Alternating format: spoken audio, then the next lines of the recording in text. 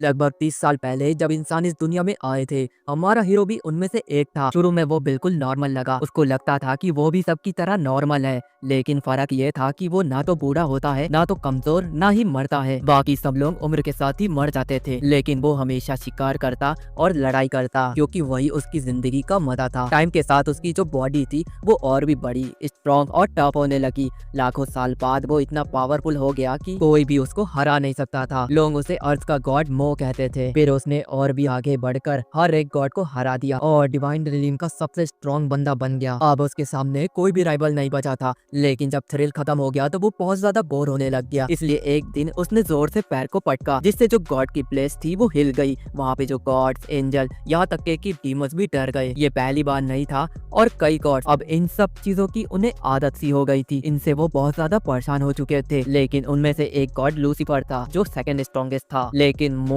को कोई भी फर्क नहीं पड़ता था। उसके दिमाग में बस एक ही चीज घूमती थी। उसने अपने सारे अपोनेंट को बड़े आराम से हरा दिया है। हजारों सालों से उसे किसी ने भी चैलेंज नहीं किया था। वो एक सांस लेता है और कहता है कि स्ट्रॉन्ग होना भी बहुत ज्यादा प्रॉब्लम की बात है। तभी उसे एक आइडिया आता है कि वो अपनी स्ट्रेंथ को गिरा देगा, यानी कि कम कर लेगा, तो उसकी जो प्रॉब्लम है वो कम हो जाएगी। उसे अपने आप को कमजोर बनाना होगा। उसके लिए उसे एक इंसान की बॉडी लेनी होगी। तो उसके पास फिर से सैकड़ों दुश्मन आ जाएंगे जो उससे फाइट करेंगे। तभी वो अचानक से उछलता है और जोर से चिल्लाता है योंग। तुरंत तो आसमान में एक बड़ा सा ड्रैगन आ जाता है और वो ड्रैगन जोर से नीचे आकर मो के सामने उतर जाता है। उसका जो साइज है वो मो के थ्रोन से कई गुना ज्यादा बड़ा होता है, लेकिन जो उसकी आंखें होती हैं उसे देखकर लग रहा होता है कि वो यहाँ पर परेशान हो गया है। और हमें बताया जाता है कि यही जो ड्रैगन है वो टॉप गॉड यानी मो का असिस्टेंट है और इसका नाम है यांग यांग। यांग यांग उससे पूछता है कि तुमने मुझे यहाँ पर क्यों बुलाया है, और उसकी हैरानी पर गॉड मो बस चलते रहता है और कहता है कि वो जब चले जाएगा तो सब चीजों को तुम संभाल लेना। यांग यांग एक स्पेल को कास्ट करता है, ब्लाइंडिंग ऑफ द एब्सोल्यूट, और मो को चैन से बांध देता है ताकि वो वहीं पर रुक जाए। मो बस मुड़कर एक कोल्ड लुक देता है, जिससे यांग यांग तुरंत ही जम जाता है और वो सिकड़ते हुए कह रहा होता है कि मैं तुम्हारी बेइज्जती नहीं कर रहा था,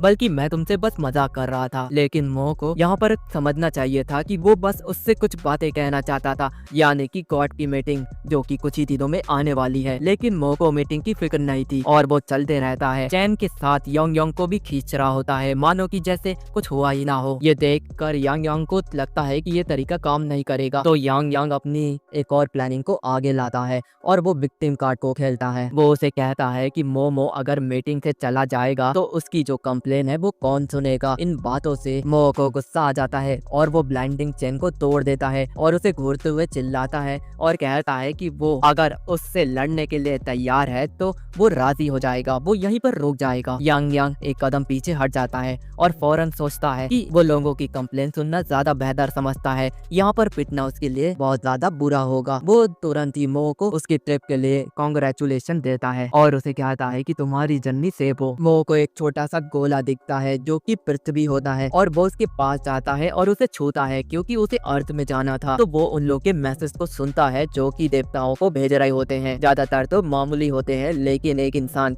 उनकी एग्जिस्टेंस पर सवाल उठा रहा होता है। ये मो को बहुत ज्यादा चौंका दिया था। फिर वो तय करता है कि वो उसी बंदे को चुनेगा, क्योंकि वो उसकी परफेक्ट चॉइस है। और 1000 साल में पहली बार गॉड मो असल में एक्साइटेड दिख रहा था। उसे आखिरकार कुछ करने को मिल ही गया। ये देखने के बाद यांग यांग का मूड बिल्कुल खराब हो जाता है। वो थोड़ी देर रुककर शायद समझ जाएगा कि उस दुनिया में नहीं जाना चाहिए, लेकिन जो मो है वो तुरंत ही वहाँ पर उसे बाय कह देता है और उसे छोड़कर चला जाता है। यांग यांग को कहता है कि जो भी आए उससे संभाल लेना। यांग यांग समझ जाता है कि मो बस अपनी सोल को अर्थ पे नहीं भेज रहा है और अपना जो बॉडी है वो उसको यहीं पर छोड़ के जा रहा है, और उसे याद दिलाता है कि अगर उसकी बॉडी को कुछ हुआ तो उसकी जो आत्मा है वो भी मर जाएगी। मो ने पहले डिसीजन ले लिया है और जो उसकी सिग्मा जैसी पर्सनालिटी है उसके मुताबिक यहाँ पर कोई भी हिम्मत नहीं करेगा उसकी बॉडी को नुकसान पहुँचाने की। तो यहाँ पर मो बिना फिक्र के उस दुनिया में जा सकता है, लेकिन जो यांग यांग है वो उसको रोकने की पूरी कोशिश करता है। लेकिन मो ने तो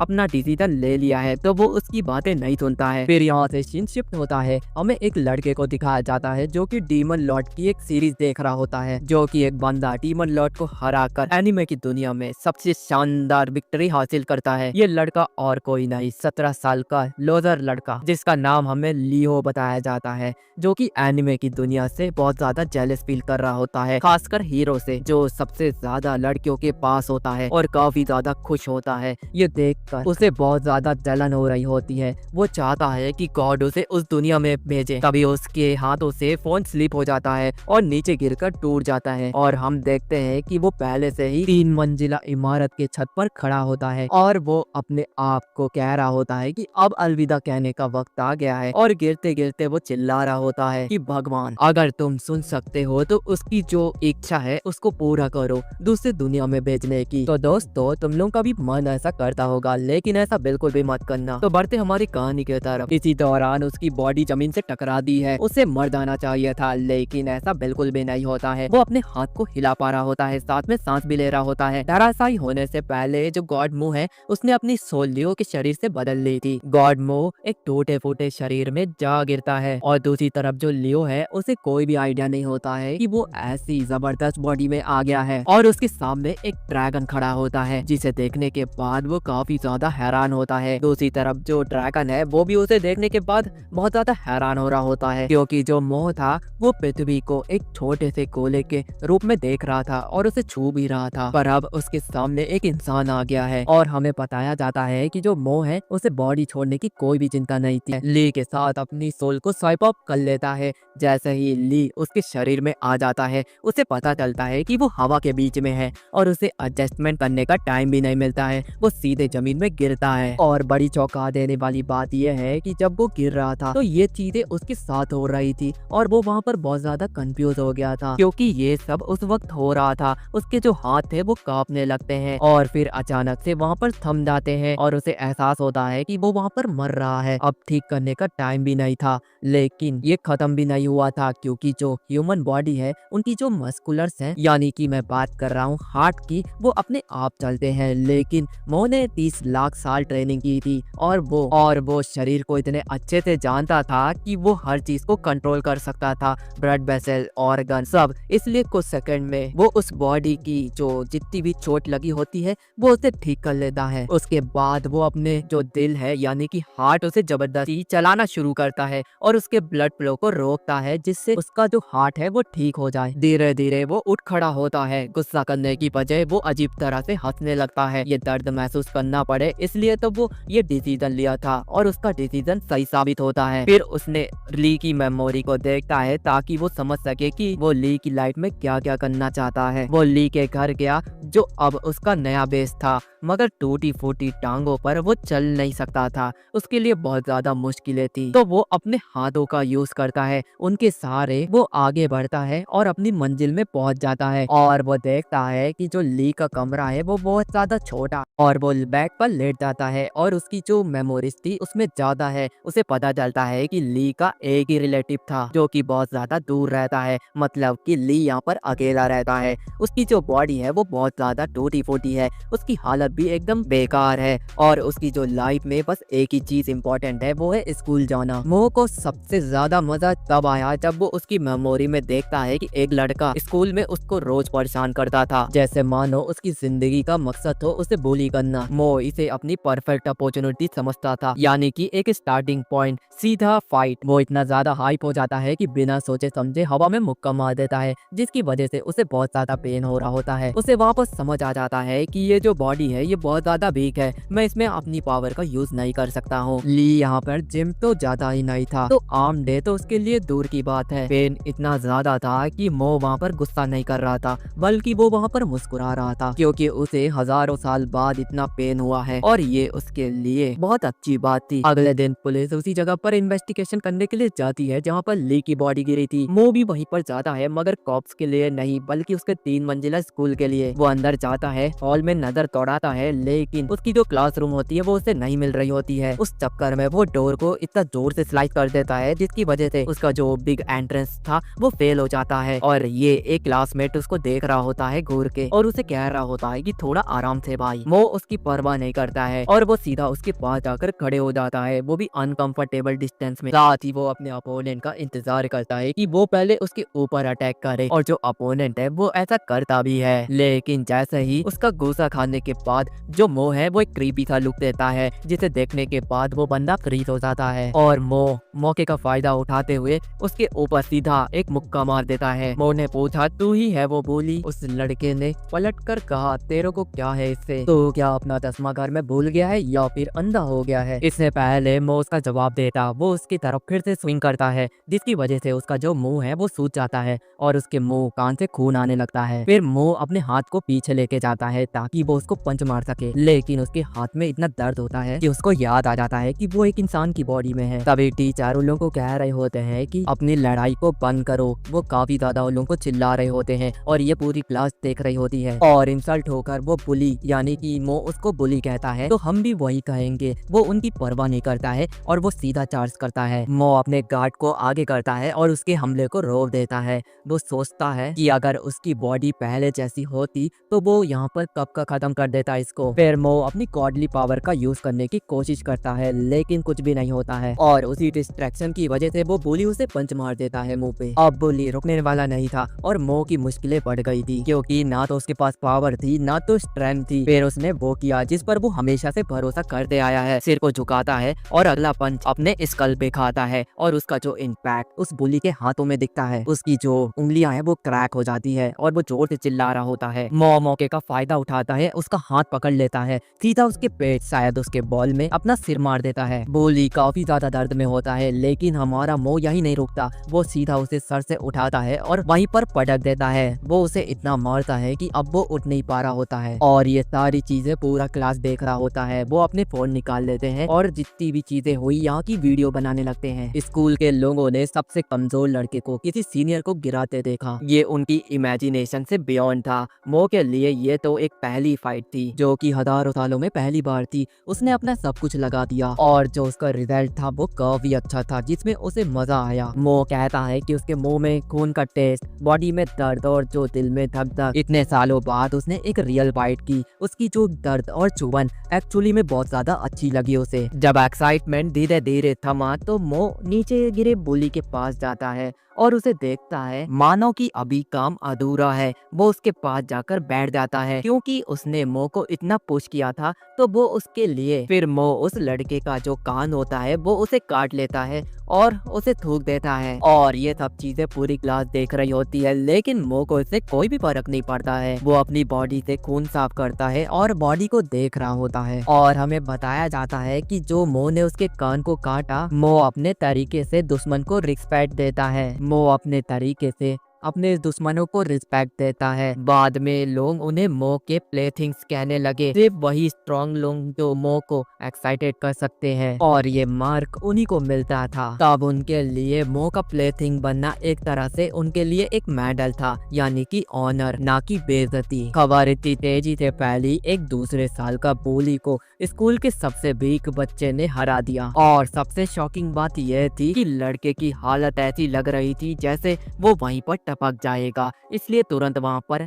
एम्बुलेंस को बुलाया जाता है, क्योंकि ये एक इमरजेंसी है। और मोमो ये देखकर इम्प्रेस था कि डॉक्टर इतनी स्पीड में आ गए और उस बंदे को लेकर चले गए और वो उसे अलविदा कहकर बोल रहा था कि वो उम्मीद करता है कि उसकी फाइट उससे दोबारा होगी। फिर वहाँ पर टीचर आते हैं और वो काफी ज्यादा गुस्से में होते हैं। वो मो को कहते हैं कि तुम ऑफिस आओ। फिर वो ऑफिस में पहुँचते हैं। टीचर उसको चिल्लाते हुए कह रहे होते हैं कि तुम्हारा दिमाग खराब हो गया था क्या, जो तुमने अपने क्लासमेट के साथ ऐसा व्यवहार किया। और मो बिल्कुल भी हिल डुल नहीं रहा था, इसलिए टीचर को और गुस्सा आता है। वो ब्लेंडर उठाते हैं उसे मारने के लिए, लेकिन मो के दिमाग में तो एक ही चीज चल रही थी। वो बहुत ज्यादा एक्साइटेड था, जैसे वो ऑलरेडी अपने नेक्स्ट अपोनेंट के बारे में सोच रहा हो। ये देखकर टीचर बहुत ज्यादा हैरान हो जाते हैं और उसकी जो पनिशमेंट होती है उसे डर के मारे स्किप कर देते हैं, क्योंकि वो नहीं चाहते कि मो उन्हें भी पीट दे। और एक सिंपल सी बात बोली, अपने पेरेंट्स को लेकर आना। मो मार खाने के लिए तो बिल्कुल तैयार था, लेकिन टीचर ने उसको कोई भी पनिशमेंट नहीं दी और स्कूल से जल्दी छोड़ दिया। और ये सब तो एक स्टूडेंट का सपना होता है कि वो एक गलती करे और टीचर उन्हें छोड़ दे। फिर मो रास्ते में जा रहा होता है और टीचर ने उसे कहा था कि लीव अर्लियर। वो उसका मतलब सोच रहा होता है कि टीचर ने ये क्या कह दिया उसे। तो वो थोड़ा देर में समझ जाता है कि अब बाद में बात करेंगे,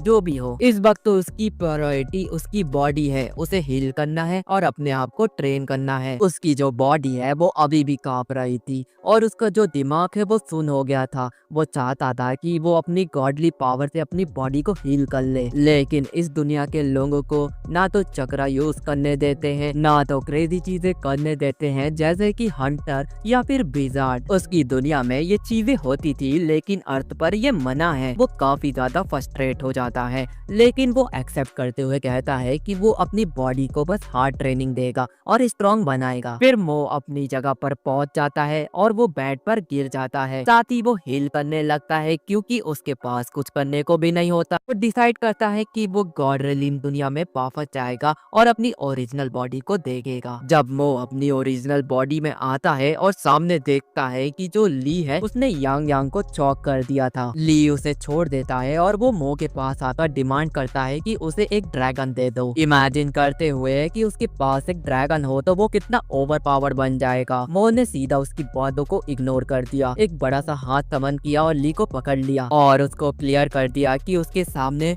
जो वो ऑर्डर करेगा वो नहीं चलेंगे। मो ने डिसाइड किया कि इस लड़के को एक और चांस देना चाहिए एक नई दुनिया में। वो उसको लूसीफर के डोमेन ले जाता है जो कि डिवाइन रिलीफ में सेकंड स्ट्रॉन्गेस्ट बंदा है। मो लूसीफर के कासल में बिना पूछे घुस जाता है। अगर देखा जाए तो गॉड लूसीफर बहुत ज्यादा एनोइंग था, वो उसकी बातों को कट कर दिया था। मो ने डायरेक्ट बोला गेट को खोल दो, वो लड़के को एमर्ज भेजना चाहता है। लूसीफर गुस्से में बोलता है एमर्ज तो मेरा प्लेनेट है, तू डिसाइड करने वाला कौन होता है। मो ने बस यही याद दिलाया उसे कि सबसे स्ट्रॉन्गेस्ट गॉड कौन है। मो उसे कहता है कि जो वो चाहता है वही होता है, अगर उसे प्रूफ करना पड़े तो बिल्कुल वो उसके लिए तैयार है। लूसीफर समझ जाता है कि वो उससे नहीं जीत सकता, तो इसलिए वो उसको परमिशन दे देता है। मो ने सीधा एमर्ज के सरफेस को टच करता है। लूसीफर उसे चिल्लाता है और बताता है कि ये फॉरबिडन है, अगर एक गॉड किसी और के डोमेन को टच करता है तो एक बैरियर ट्रिगर हो जाता है, और वैसा ही बैरियर बन गया। लेकिन मो ने उसे तुरंत वहीं पर तोड़ दिया।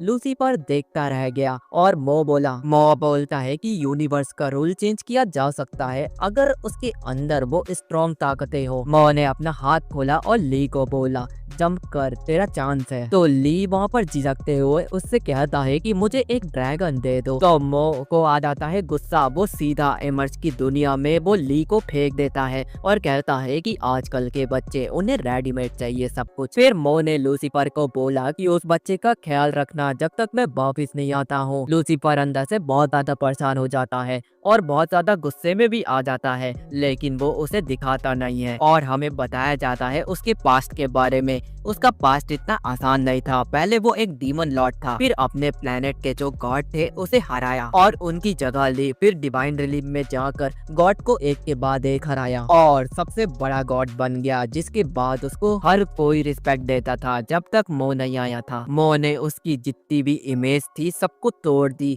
और उसे हरा दिया। तब से लूसीफर उससे रिवेंज लेना चाहता था, लेकिन अभी तक उसको कोई भी मौका नहीं मिला। अब मो अपने ड्रैगन में बैठकर वापस जा रहा था, लेकिन उसे पता नहीं था कि जो लूसीफर है उसने उसके पीछे एक ड्रैगन भेजा है जो उस पर आसमान से उसकी हर हरकतों पर नजर रख रहा था। वहीं अर्थ पे ली का जो स्कूल में वो बुली होता है वो हॉस्पिटल में होश में आ जाता है। उसका गुस्सा अभी भी ठंडा नहीं हुआ था। उसने अपने फोन उठाए और जितने भी उसके कॉन्टेक्ट थे उन्हें सर्च करने लगा और उसे जो भी टफ बंदा लगा उसे कांटेक्ट कर लिया और वहां पर बुला लिया। और एक ऐसा बंदा जो कि मिडिल वेट बॉक्सिंग चैंप था, और तो और उसके पास उसका भाई भी था जिसका नाम हायान था। वो 2 साल से एक बॉक्सर था जो कि 2 साल से बॉक्सर की ट्रेनिंग ले रहा था। बुली ने सीधा डील पक्का कर ली, वो अपने फोन के बदले अपना काम करवाएगा। अगले दिन बुली स्कूल में वैसे ही एंट्री मारता है जैसे कुछ हुआ ही ना हो,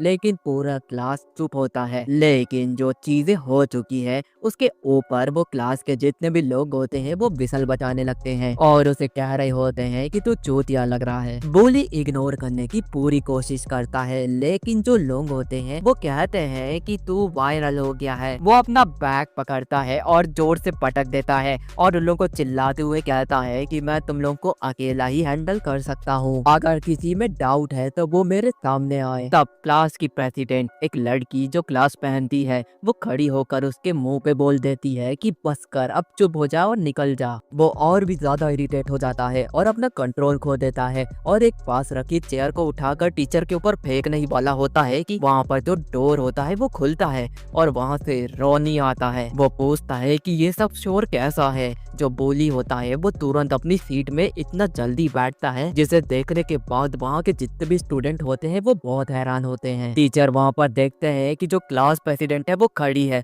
और बहुत ज्यादा अपसेट लग रही है, तो वो उससे पूछते हैं कि तुम अपनी सीट पर बैठी क्यों नहीं हो, पर वो उसका नाम नहीं लेती। वो सिर्फ कहती है कि कुछ नहीं हुआ है। रॉनी भी मैटर को छोड़ देता है लेकिन उसे कहता है कि क्लास के बाद तुम मुझसे मिलना। वो सोचती है कि क्यों, पर वो एग्री कर देती है। स्कूल के बाद वो उसके पास जाती है और रॉनी उसे कहता है कि उसे एक फेवर चाहिए क्योंकि वो क्लास की प्रेसिडेंट है और उसे सबसे ज्यादा ट्रस्ट उसके ऊपर ही है। वो कहता है कि जाकर लियो को चेक करना जो कि आज के दिन अब्सेंट हो गया था और वो उसका फोन भी नहीं उठा रहा है। बदले में वो उसके लिए एक रिकमेंडेशन लेटर लिखेगा। सुनने में तो ये बिल्कुल एक रिक्वेस्ट की तरह लगती है, पर वो जानती है कि वो उनको मना भी नहीं कर सकती क्योंकि उसके पास और कोई ऑप्शन भी तो नहीं है। काम को निपटाएगी, वो उससे मिलेगी और सीधा घर आ जाएगी। वो दरवाजे पर जाती है, नॉक करती है, उसे बुलाती है लेकिन कोई भी रिप्लाई नहीं मिलता। थोड़ी देर बाद वो हेजिटेट करती है लेकिन जब वो अंदर जाती है तो वो देखती है कि रूम बहुत ज्यादा गंदा है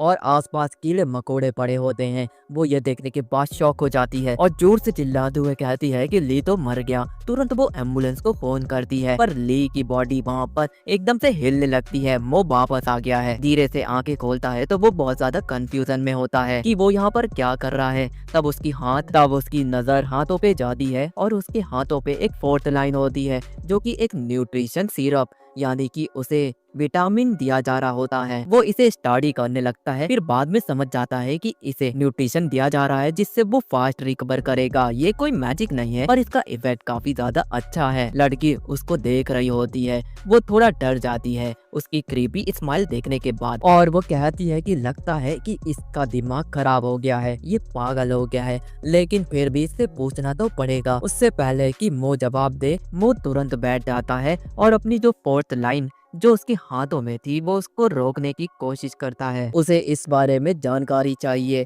और वो उस लड़की से पूछता है कि तुम ऐसी जगह जानती हो जहाँ पर वो ट्रेन करे और अपने आप को स्ट्रॉन्ग बना सके। तो लड़की कहती है कि तुम्हारे पास पैसे नहीं होंगे तो तुम जिम तो नहीं जा सकते, लेकिन आउटसाइड वाले पार्क में तो जरूर जिम कर सकते हो। वो सीधा वहाँ पर चला जाता है और ट्रेनिंग शुरू कर देता है। वो कोई भी वार्म अप नहीं करता है और इधर उधर देखता है और इम्प्रेस हो जाता है। साथ ही ये भी कहता है कि ये जो बेसिक मशीन है उसके लिए प्रॉपर टूल है, वो भी ट्रेनिंग के लिए। उसे याद आता है कि लगभग 4000 साल हो गए हैं उसे अर्थ पे कदम रखे हुए। अर्थ का गॉड होते हुए भी उसने ह्यूमन प्रोग्रेस पर ध्यान नहीं दिया, तो ये छोटी सी जिम मशीन भी उसके लिए नए इन्वेंशन जैसी लग रही है। उसके टाइम में जो लोग होते थे वो इसी तरीके से ट्रेनिंग करते थे। इसी बीच एक छोटा सा पत्थर उसके पीठ में जा लगता है। वो पलट कर देखता है तो वही बोली बॉय खड़ा होता है। इस बार वो अपने कजिन हायांग और एक प्रोफेशनल बॉक्सर को लेकर आया होता है। वो शांति से बैठ जाता है मानो कि वो बंदा उसे दिखा ही ना हो। पत्थर उठाता है और पूछता है कि किसने उसे मारा है। बोली चिल्लाते हुए कहता है कि उसने किया है ये सब और घमंड करता है कि उसका जो कजिन है अब वो उसे मार डालेगा, पर उसके बोलने से पहले ही वो एक क्विक पंच उसे मार देता है। बोली फिर से गिर जाता है, चीखता है। उसका जो ऑलरेडी टूटा हुआ नोज था वो दोबारा से टूट जाता है। मो और भी ज्यादा खुश हो जाता है। वहीं दूसरी तरफ गॉड की मीटिंग चल रही होती है। मो वहाँ पर एज यूजुअल अब्सेंट रहता है। उसका असिस्टेंट यांग यांग उसको मैसेज देने के लिए जाता है, पर लूसीफर गुस्सा हो जाता है और पूछता है एक असिस्टेंट कैसे हिम्मत कर रहा है गॉड की मीटिंग में इंटरफेयर करने का। घबराते हुए यांग यांग समझ जाता है कि वो सिर्फ एक लेटर पढ़ने आया है। फिर वो मो का मैसेज पढ़ता है। मो को बस ये बताना है कि अगर वो बढ़ती अपोनेंट उसे मिले तो वो उसे नोटिफाई कर दे। लूसीफर टेबल पे हाथ मारता है और सेकंड स्ट्रॉन्गेस्ट होने के नाते वो थक गया है मो के तानों से और मीटिंग को मिस करने से और सब चीजों को इग्नोर करने से। ये चीजें बाकी गॉड भी एग्री करते हैं पर चुप रहते हैं। लूसीफर कहता है कि ये मीटिंग उनके वर्ल्ड के स्टेबिलिटी और सेफ्टी के लिए होती होती है। गॉड आर्चर जो कि 3rd रैंक पर आते हैं वो बोलते हैं जो भी चीजें गलत होती है वो उसे हमेशा की तरह मिलकर हैंडल करते हैं। लूसीफर फिर से टेबल पे जोर से हाथ मारता है और चिल्लाते हुए मो के बारे में कह रहा होता है कि वो हमेशा इन चीजों को गेम की तरह समझता है और उसकी दुनिया ऐसे ही कोलैप्स कर जाती है और जब भी वो किसी मैटर में इंटरफेयर करता है तो वो सिचुएशन को बस से बदतर कर देता है। प्रूफ के लिए वो साइक्लोन जो कि 9th लेवल पर आते हैं यानी कि साइक्लोन गॉड। 1000 साल पहले साइक्लोन प्लेनेट पे क्या हुआ था, एक जायंट वाइट क्रिएचर प्लेनेट को बर्बाद करने के लिए आया था, उसे तोड़ने लगता है। फिर एकदम से कुछ ऐसा होता है कि वो जो क्रिएचर है वो बीच से फट जाता है और उसके टुकड़े टुकड़े हो जाते हैं। ऑब्वियसली सी बात है कि वो मो ने ही किया था। हमेशा की तरह वो क्रीपी लुक देता है और फाइट के लिए एक्साइटेड रहता है। लूसीफर आर्ग्यू करते हुए कहता है कि जो आफ्टर मैच हुआ था वो मो की वजह से हुआ था। अगर मो टीम के साथ मिलकर काम करता तो वो चीजें होती ही नहीं। फिर वो गुस्से में आकर बोलता है कि वो एक अनफिट गॉड है और उसे वो बर्दाश्त नहीं कर सकता जो उनके वर्ल्ड्स को एक गैम्बल की तरह खेलता हो। दूसरी तरफ योंग योंग चुप रहता है और अपने मास्टर को डिपेंड भी नहीं कर पा रहा होता है। वो बस प्रार्थना करता है कि उसका जो मास्टर है मो वो वापस आ जाए क्योंकि यहाँ की हालत बहुत ज्यादा बिगड़ रही है। अब हमें अर्थ का सीन दिखाया जाता है। वही बीटन बोली फिर से मुंह चलाता है और मुंह को वार्न करने की कोशिश करता है कि उसका जो कजिन भाई है वो बॉक्सर है, वो तुमको सबक सिखाए। अयांग एक्चुअली में क्यूरियस हो जाता है। उसने मो का स्पीड पंच देखा था। वो सोच रहा होता है कि ये कौन सा स्पोर्ट्स खेलता है या फिर आर्ट मटेरियल। मो बस अपना शोल्डर उठाता है और उसे बोलता है कि मैं कोई भी स्पोर्ट्स नहीं खेलता हूँ, बस फाइट करना चाहता हूँ। अयांग सोचने लगता है कि ये तो बस ओवर कॉन्फिडेंस बच्चा है। वो स्टैंस लेता है और एक फास्ट अटैक करता है। एक सॉलिड पंच मो के फेस में लगता है लेकिन उसे अजीब लगता है कि मो वहाँ पर मूव नहीं किया, जैसे वो इंटेंशनली उस पंच को खा लिया। मो का एक रूल है कि वो पहला पंच अपने ऊपर ले लेता है और एक क्रीपी सी स्माइल करते हुए उसे चिल्लाता है, हैंड टू हैंड कॉम्बैट ही तेरी स्पेशलिटी है ना। अयांग अनईजी फील करता है। मो उसके स्टैंड को कॉपी करता है और उस पर रच करता है। अयांग सोचता है कि ये बस एक कॉपी कैट है, पुश ब्लॉक करता है पर मो की पावर उसे पीछे ढकेल देती है। उसे यकीन नहीं होता है कि ये पतला सा लड़का इतना ज्यादा स्ट्रॉन्ग कहते हैं। मो और ज्यादा हाइप हो जाता है। इम्पैक्ट के पहले मो अपने आर्म टाइट और फ्लेक्स करता है उसके मसल। उसके लिए तो पेन मतलब और भी ज्यादा मजा। वो अपने बेल्ट निकालता है और फर्स्ट राउंड के लिए लपेट लेता है ताकि हैंड प्रोटेक्शन रहे क्योंकि इस वीक बॉडी को हील करना बहुत ज्यादा टाइम वेस्ट लगता है उसको। साइड में खड़ा किड चिल्लाता है कि ये अनफेयर है। मो और हायान दोनों इग्नोर करते हैं। हायान वाफर से रश करता है और रैपिड पंच की बारिश कर देता है। उसे स्टडी करता है और जल्दी ही उसकी वीकनेस समझ जाता है और फास्ट और फ्यूरियस एक तरह से प्रेडिक्ट कर लेता है। मो इजीली उसको डॉज करना शुरू कर देता है। फिर एक स्विंग के बीच में मो उसके आर्म पे डायरेक्ट हिट मार देता है और थोड़ी देर बाद हायांग जोर से चिल्लाने लगता है। मो बस मन में हंसता है और कहता है कि ये और उसका भाई दोनों ही ड्रामेबाज हैं, बिल्कुल एक जैसे। मो टाइम वेस्ट नहीं करता है, एक क्विक पंच हायांग को नॉकआउट करने के लिए मारता है और जो उसका कजिन है वो शॉक में खड़ा रहता है। मो का फेस और ज्यादा ब्राइट हो जाता है।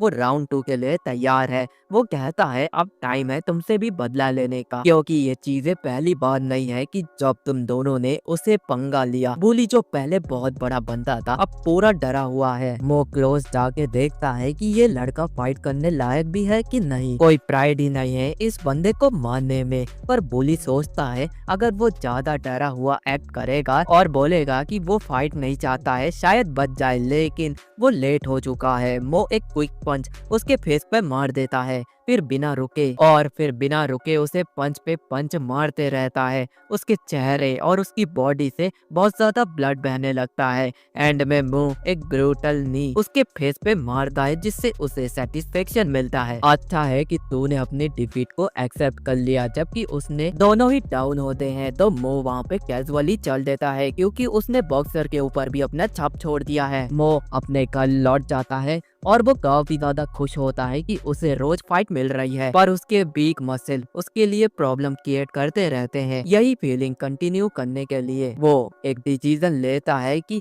वो गॉड रिलीम में वापिस जाकर वो चीज ले आएगा जो उसने योंग योंग को अरेंज करने के लिए कहा था। लेकिन इस बार कुछ नहीं होता है और मो वेट करते रहता है। फ्लैशबैक में हमें दिखाया जाता है कि कुछ दिन पहले लूसीफर के डोमेन में मो हमेशा की तरह लूसीफर को इग्नोर करते हुए आता जाता रहता है। उसे अंदाजा भी नहीं था कि वो लूसीफर को उसके लिमिट तक पुश कर रहा है। रिटर्न जर्नी पे मो ने योंग योंग से पूछा अर्थ कैसा है। मो बोला उसे मजा आ रहा है लेकिन नया बॉडी बहुत ज्यादा वीक है। फिर भी उसने अपने असिस्टेंट को बोला है एक रिकवरी मैजिक के लिए जो कि वो अरेंज कर देगा ताकि अर्थ पे उसकी बॉडी जल्दी से रिकवर हो जाए। पर प्रॉब्लम ये थी कि ऐसे मैजिक आइटम एल्बम और कुछ वर्ल्ड पे कॉमन था जहाँ माना ज्यादा होती है, लेकिन अर्थ पे ऐसी चीजें रेयर है। ये चीजें डिवाइन ब्लेसिंग से मिलती है। हिस्ट्री में सिर्फ कुछ लोगों को ही मिली थी और ह्यूमंस उन्हें गॉड समझने लगे थे। योंग योंग ने एक प्रॉमिस किया था कि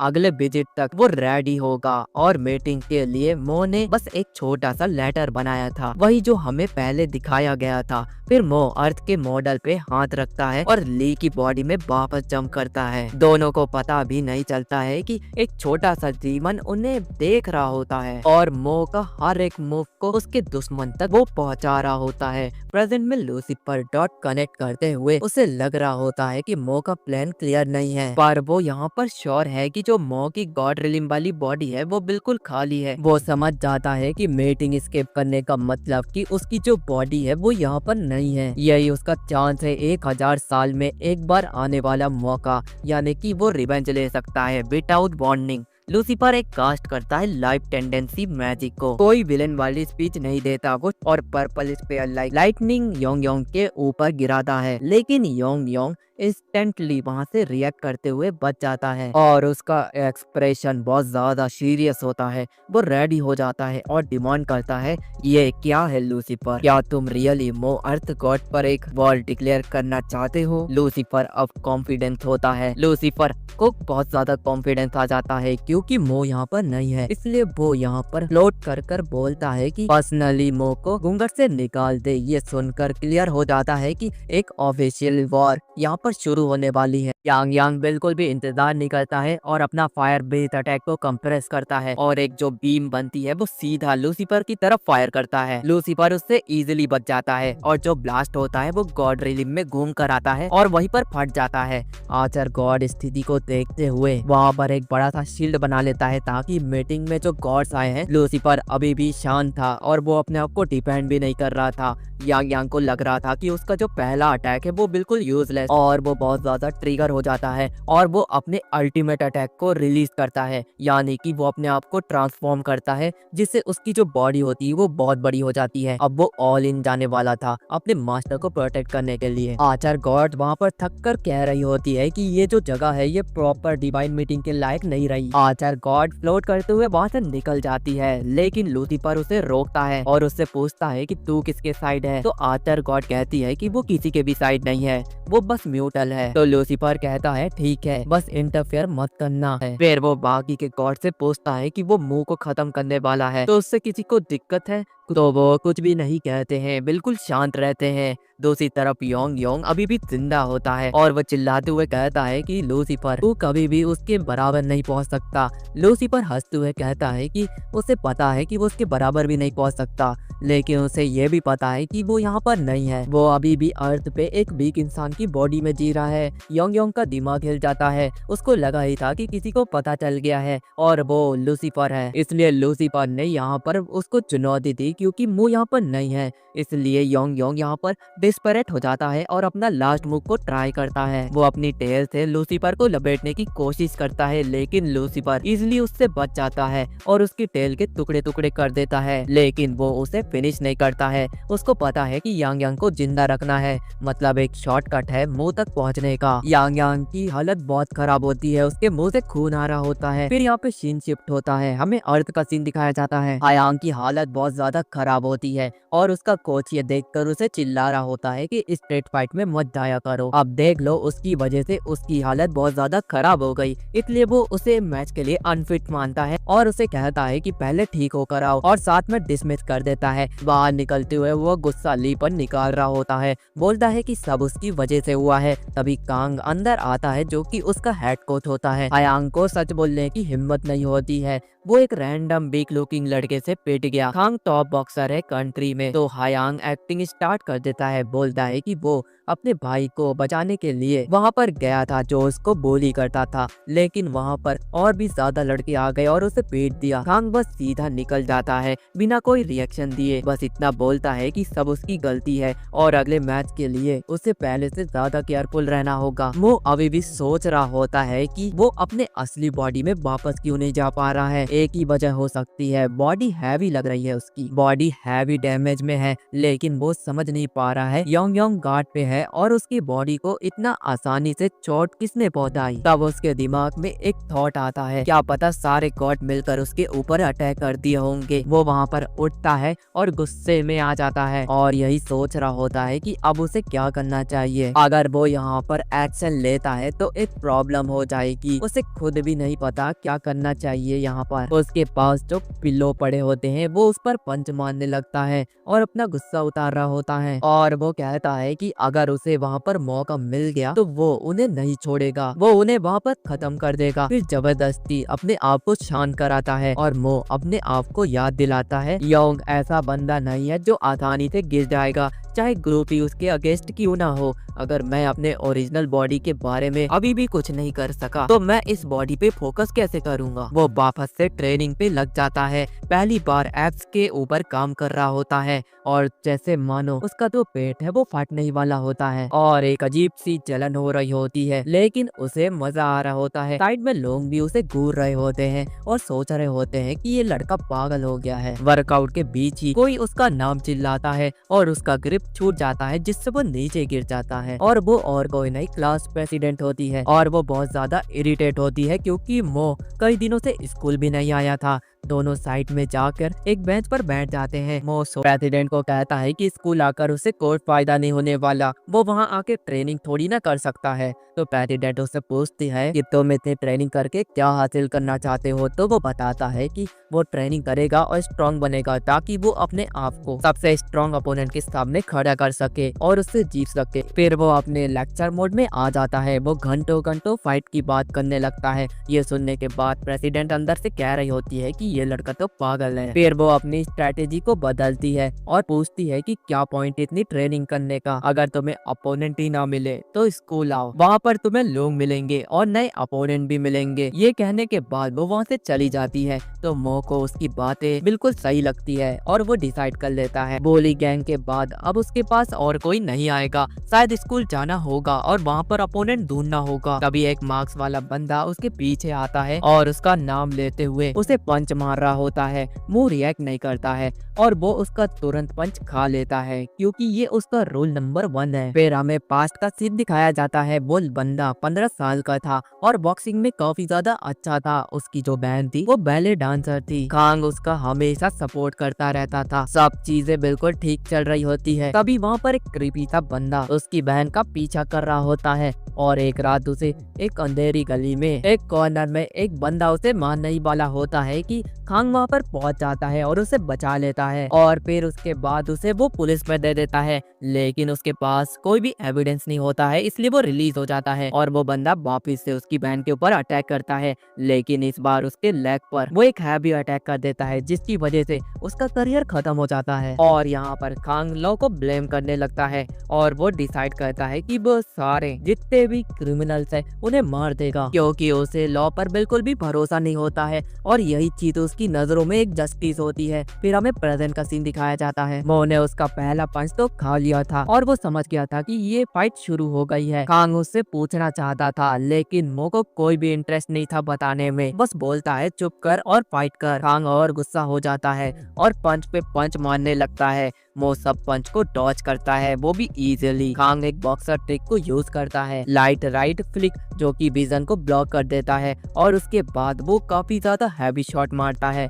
लेकिन मो उसे भी ब्लॉक कर देता है। खांग वापस शॉक हो जाता है और वो कहता है कि ये लड़का बकवास ही नहीं, फाइट भी बहुत अच्छी करता है। फिर वो मो के बिग स्पॉट पर फोकस करता है और एक ओपनिंग पकड़ के उसके ऊपर पंच करने लगता है। मो को दर्द होता है लेकिन उसे मजा भी आ रहा होता है और खांग अपने रेंज रेंज को बढ़ाता है और उसके ऊपर अटैक करने के लिए आगे बढ़ता है। मो को पता है कि खांग एक नेक्स्ट लेवल पे है और ली की जो बॉडी है वो जीत नहीं सकती, लेकिन फाइट छोड़ने का सवाल ही नहीं उठता। उसे मौका मिलेगा तो वो लड़ाई अच्छे से करेगा। फिर उसे याद आता है कि वो एक फाइट में ओवर पावर्ड हो गया था, तब भी उसे रिग्रेट नहीं। वहाँ पर उसने अपने इमोशन को कंट्रोल किया था और अपने अपोनेंट के जो मूव्स थे उन्हें स्टडी किया था और उसके ऊपर भी उसने पंच लैंड किए थे, लेकिन मॉन्स्टर पे इफेक्ट नहीं हुए थे, पर वो वहाँ पर कामली सरवाइव कर लेता है। अब वो उसके साथ भी सेम करता है, एक ब्लैंक फेस जो कि उसको चिढ़ा रहा होता है और वो कोई भी एक्सप्रेशन नहीं देता है, जिससे खांग को और ज्यादा गुस्सा आ जाता है। वो सीधा उसके ऊपर चार्ज करता है। वो डॉज करते हुए एक पेड़ से टकरा जाता है और वो अपने आप को बचाने के लिए थोड़ा सा जो जमीन में धूल होता है वो किक की मदद से खांग के ऊपर फेंक देता है, लेकिन जो खांग होता है वो ग्लासेस पहना होता है,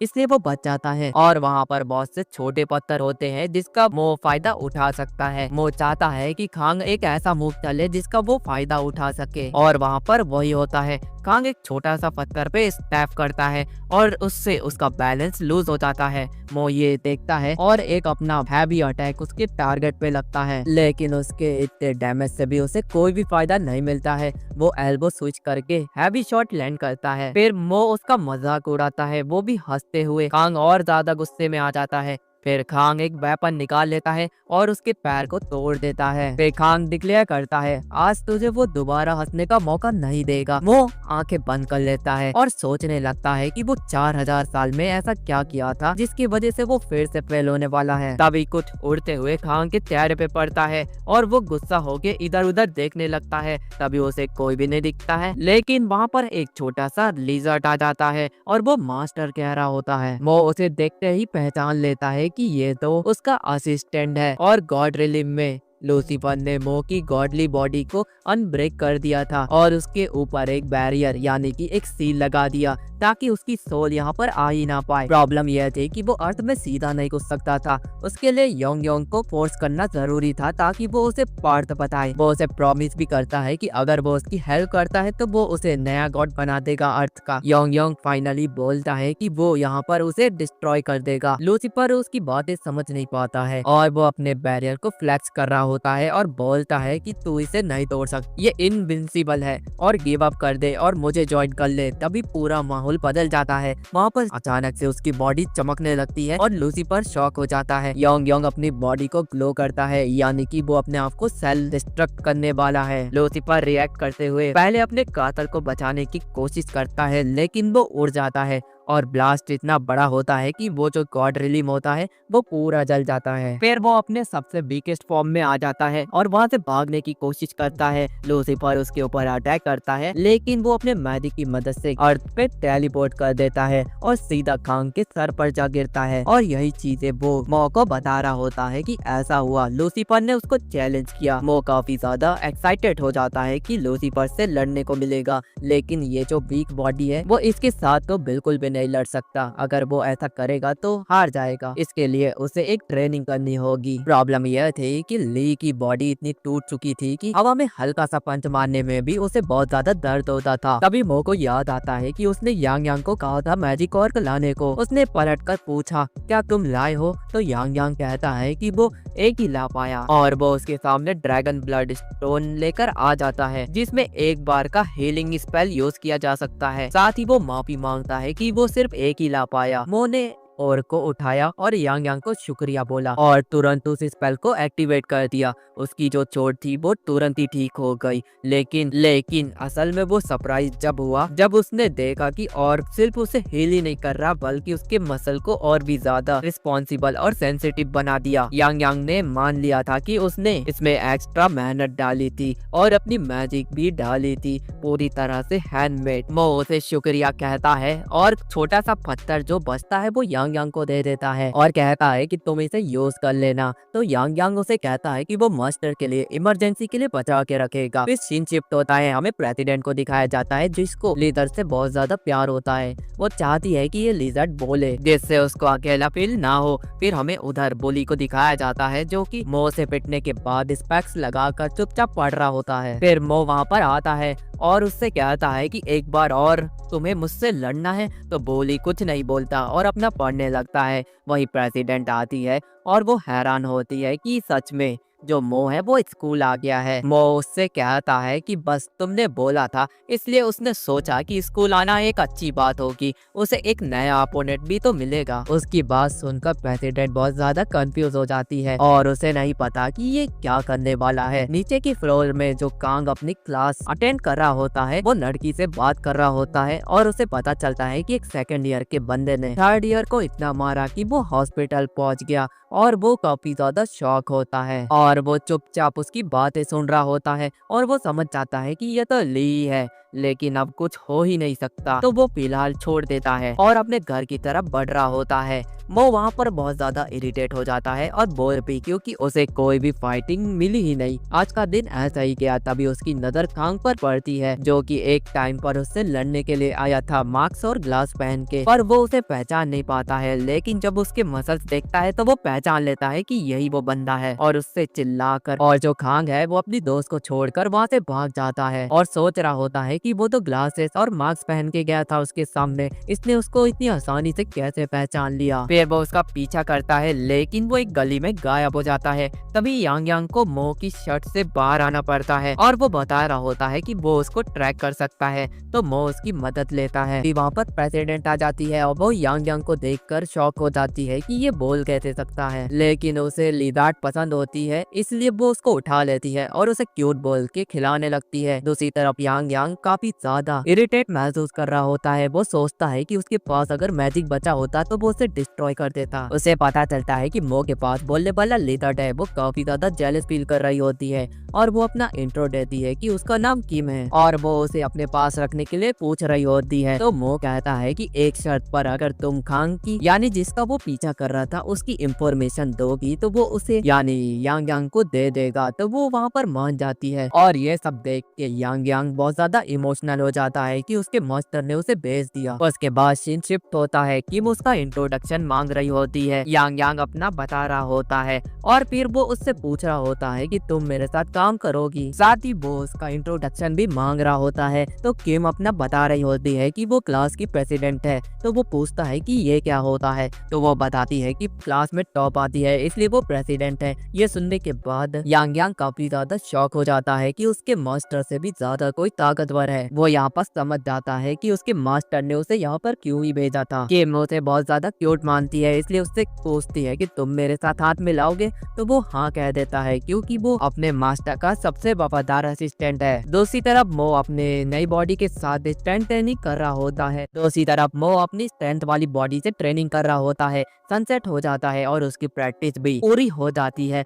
फिर टेस्टिंग का टाइम आता है। वो एक आयरन रॉड पर पंच मारता है और उसे बिल्कुल भी दर्द नहीं होता है। वो काफी ज्यादा खुश होता है। फिर उसे याद आता है कि वो तो खांग का पीछा कर रहा था, वो उसे ढूंढ रहा था और खांग को ढूंढने का बस एक ही जरिया है, वो है स्कूल। और वो उसे वहीं ढूंढने के लिए निकल पड़ता है, लेकिन वो इतनी प्रैक्टिस कर चुका होता है कि उसके शरीर में इतना पसीना होता है जिसकी वजह से यांग यांग को उसकी स्मेल आ जाती है और वो समझ जाता है कि उसका जो मास्टर है वो कहाँ पर है। वो किंग के यहाँ से उसको अलविदा बोल के वो मो के पास सीधा पहुंच जाता है और उसे चिल्लाता है और बताता है कि उसने अपना मिशन पूरा किया और उसने एक नई असिस्टेंट भी ढूंढ ली। मो उससे काफी ज्यादा बातें कर रहा होता है कि तभी उसे एक जानी पहचानी सी स्मेल आती है और वो खांग की होती है। वो एक गली में अपने बैटमैन मोड को एक्टिवेट कर लेता है और एक बाइक थीफ को सबक सिखा रहा होता है। वो उसे धमकी दे रहा होता है अगर खांग ने उसे छोड़ा नहीं तो वो उसको उसके पीछे किसी को भेज देगा। खांग को पक्का हो गया था कि उसने सही आदमी को पकड़ा है। तभी वो खांग को ढूंढ लेता है। वो दोनों एक दूसरे के सामने होते हैं और फाइट शुरू करने ही वाले होते हैं। खांग वहाँ पर झिझकता है और वो उसे कहता है कि अभी हमें फाइट नहीं करनी चाहिए, क्योंकि वो जानता है कि मो ऐसा बंदा है जो अपने आप को इम्प्रूव करता है। भले ही उसने मो को हराया हो, लेकिन वो अपने अपोनेंट को टक्कर दे सकता है। तभी जो पीछे वाला बंदा होता है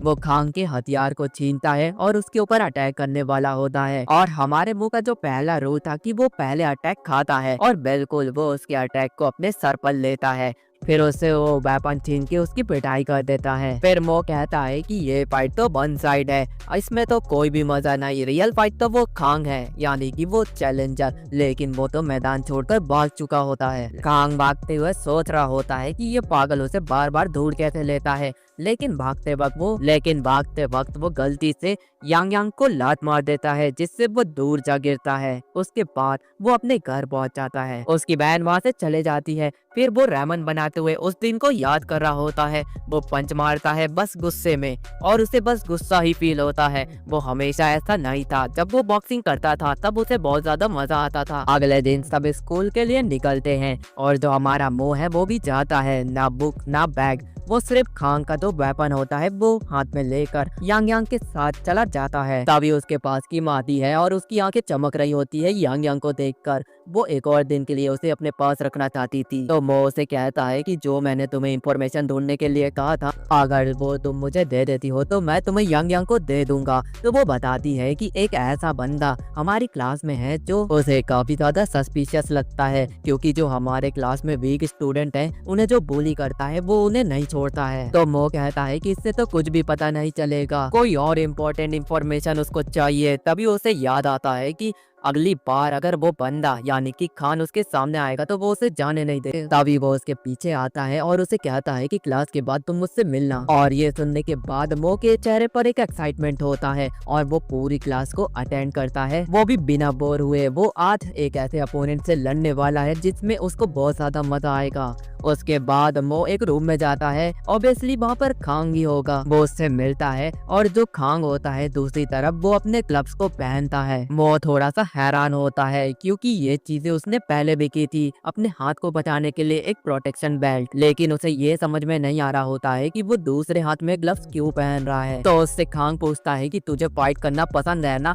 तो मो बताता है कि उसे फाइट नहीं बल्कि वो बर्निंग और शॉक वेव जो कि उसकी पंच मारने में एहसास होता है, और अपनी लिमिट को क्रॉस करना जो कि वो 30 लाख साल से करता आ रहा है। फाइटिंग ही है जिसकी वजह से वो आज वो जिंदा है। और ये सुनने के बाद खान कहता है कि ये तो सबसे बड़ा वाला पागल है, लेकिन वो कुछ नहीं बोलता और अपने बैग से एक और पेयर का ग्लव्स निकालता है और उसकी तरफ फेंकता है। वो थोड़ा हैरान होता है तो कांग उसे कहता है कि तू इसे पहन ले, क्योंकि मुझे ये फेयर फाइट चाहिए वरना मैं कॉन्सेंट्रेट नहीं कर पाऊंगा। तो मो बिना टाइम वेस्ट करे वो ग्लव्स पहनने के बाद उसकी तरफ एक पंच को फायर करता है, और खांग उसे बड़े आराम से डिफेंड करते हुए साइड हटता है। यहाँ पर मो को गुस्सा आने लगता है तो वो अपने आप को शांत कराता है। वो गुस्से के लिए नहीं बल्कि फाइट के लिए आया है। और जो खांग है वो अपनी प्रोफेशनल ट्रेनिंग को याद करता है, जिससे वो थोड़ा रिलैक्स हो जाता है और वो अपनी बॉडी को ढीला छोड़ देता है, जिससे वो पावर नहीं बल्कि जो अपनी ट्रेनिंग है उस पर फोकस कर सके। और मो उसके ऊपर अटैक करने लगता है। वो उसे बड़े आराम से ब्लॉक करके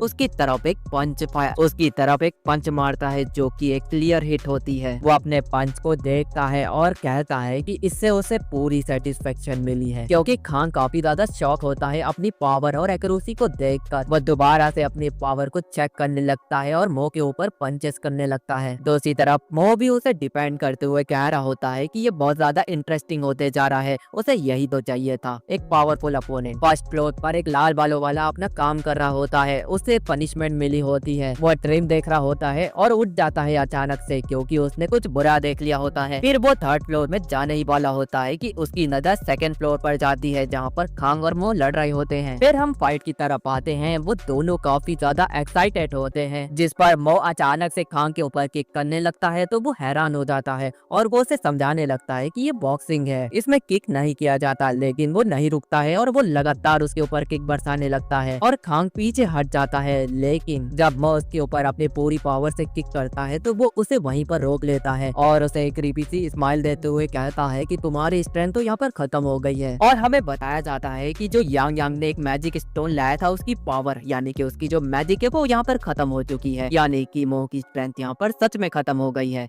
लेकिन वो ऐसा दिखाता नहीं है उसे। खान तो यही मान के चलता है कि उसका जो स्ट्रेंथ है वो खत्म हो गई है। वो दोनों अजीब तरीके से हंस रहे होते हैं। पीछे से लाल बालों वाला इनको देख रहा होता है और वो कहता है कि ये तो कोई फाइट नहीं बल्कि कॉमेडी शो है, और वो यहाँ से निकल जाता है क्योंकि उसे इनमें कोई भी इंटरेस्ट नहीं है। दूसरी तरफ मो डिसाइड करता है कि वो वहाँ पर डिफेंसिव मोड में रहेगा, लेकिन जो खांग है वो उसके विक्टल पॉइंट यानी कि एक ओपनिंग ढूंढेगा और उसके वीक पॉइंट पर अटैक करेगा, और बिल्कुल वो वैसा करता भी है। मो उसके ऊपर अटैक करने के लिए आगे बढ़ता है और खांग उसके वीक पॉइंट को देख लेता है, यानी कि वो नी वो उस पर अटैक करता है, जिससे मो नीचे गिर जाता है और वहाँ पर खांग उसके ऊपर भारी पड़ रहा होता है। मो डिसाइड करता है कि वो अपने थोड़ा सा माना का यूज करेगा और वो बिल्कुल वैसा करता भी है, लेकिन वहाँ पर खांग उसके पंच को बड़े आराम से रोक लेता है। खांग की नजर पीछे दरवाजे पे जाती है और मौके का फायदा मो उठा लेता है, वो उसको पंच मार देता है। लेकिन वो यही नहीं रुकता, वो अपने हेड का भी यूज करता है, जिससे खांग दूर जाकर नीचे गिर जाता है। तो मो कहने लगता है कि ये माना सही में काम कर गया। तो उसे याद आता है कि अर्थ पे तो कोई माना एग्जिस्ट ही नहीं करता, लेकिन ये चीजें तो बहुत ज्यादा कूल थी उसके लिए। मो कहता है कि जो भी हो, फिर वो अपनी वही चीज करता है, रिस्पेक्ट वाली रिचुअल। वो उसके कान को काटने ही वाला होता है कि खांग उसके मुंह को पकड़ लेता है और उसे कहता है कि अभी वो डिफीट नहीं हुआ है, वो फिर से तुमसे लड़ने आएगा। खांग कहता है कि उसने मो को कम समझ लिया था और उसका जो सर है वो घूम रहा होता है, इसलिए वो आज फाइट नहीं करेगा, वो तैयारी करके अगले दिन आएगा, जिससे मो काफी ज्यादा डिसअपॉइंटेड फील करता है। लेकिन वो क्या कर सकता है, फिर वो अपने घर पहुंच जाता है। फिर हमें यांग यांग को दिखाया जाता है, जिसे किम ने एक बड़ा सा बैग दे दिया होता है। वो उसे जैसे तैसे अपने मास्टर के पास लेकर जा रहा होता है। तभी उसकी नजर खांग पर पड़ती है और वो समझ जाता है कि यही मास्टर का अपोनेंट है, और वो बिल्कुल मास्टर की तरह हेडबट मारने के लिए आगे तो बढ़ता है, लेकिन खांग की उस पर नजर चले जाती है और वो उसे पंच मारकर वहाँ से चले जाता है और कहता है कि किस तरह के अजीब डॉगनेस के ऊपर अटैक किया था। वहीं पर मो आ जाता है।